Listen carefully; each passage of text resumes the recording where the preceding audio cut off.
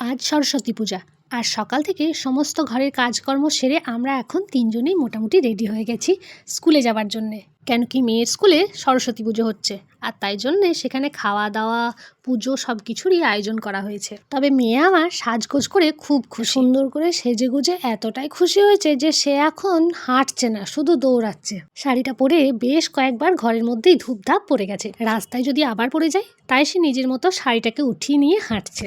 রাস্তায় যেতে যেতে তার মনের মধ্যে হাজারো একটা প্রশ্ন, আর সেই সব প্রশ্নের উত্তর দিতে দিতেই আমরা মোটামুটি স্কুলের কাছে এসে গেছি। এসে দেখি পুজোয় মোটামুটি ঠাকুরমশাই বসে গেছেন। আর মজার ব্যাপার এটাই যে সে সবাইকে এত সাজগোজ করতে দেখে ভিতরে আর ঢুকতেই চাইছে না। যাই হোক, ভিতরে এসে সবাই তো ওকে দেখে খুব খুশি, সবাই মিলে ডাকাডাকি করছে যে এইদিকে এসো এইদিকে এসো। তবে সে কারোর কাছে যেতেই চাইছে না, খুব লজ্জা পাচ্ছে। বেশ কিছুক্ষণ থাকার পরে সবাই মিলে পুষ্পাঞ্জলি দেওয়া হলো। সবাই মিলে একে একে পুষ্পাঞ্জলি দিয়ে দিল, আর তারপরে শুরু হলো আরতি।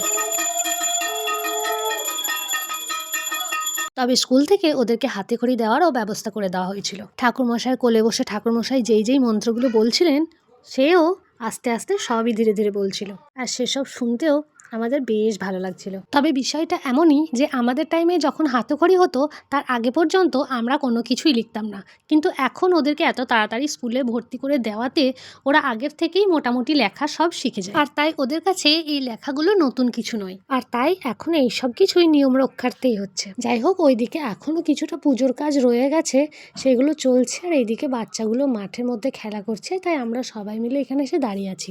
আর তখনই নজরে পড়লো পাশে থাকা ওদের ওদের ছবিগুলো লাগিয়ে হোর্ডিং দেওয়া হয়েছে। তবে মেয়ে আমাকে প্রথমেই এসে দেখিয়েছে, মাম্মা এই দেখো এখানে আমি আছি। ও যেখানে যেখানে আছে সেখানে ও নিজেকে দেখিয়েছে। তবে ওদের ছবিগুলো দেখে আমাদেরও সবার খুবই ভালো লাগছে। তবে আমার শুধু এটাই মনে হচ্ছে যে আমি মেয়েকে সাজিয়ে গুছিয়ে পাঠাই একরকম, আর সে স্কুলে থাকে আর একরকমভাবে। যাই হোক, পুজো শেষ করে আমরা সবাই মিলেই প্রসাদ খেয়ে নিলাম। প্রসাদ খেতে খেতে ওইদিকে খাবারের মোটামুটি আয়োজন শুরু হয়ে গেছে, আর কিছুজন প্রথম রাউন্ডে বসেও গেছে। তবে প্রথম রাউন্ডে আমরা জায়গা না পাওয়ায় দ্বিতীয় রাউন্ডে বসলাম। আমরা এবার সবাই মিলেই খাবো। খাবারে ছিল গরম গরম খিচুড়ি, সাথে ছিল সুন্দর লাবড়া, আর তার সাথে ছিল গরম গরম বেগুনি। সত্যি বলতে খিচুড়ির সাথে লাবড়া বেগুনি থাকলে আর কি কিছু চাই নাকি, কিন্তু তার সাথে যদি হয় চাটনি পাঁপড় তাহলে তো ব্যাস জমি ক্ষীর।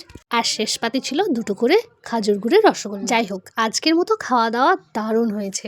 তবে পেট পুজো সেরে এবার বাড়ি যাওয়ার পালা, তাই আমরা সবাই মিলে এবার বাড়ি যাচ্ছি নিজে নিজের। আজ তাহলে আসি, সকলে ভালো থাকবেন, টাটা।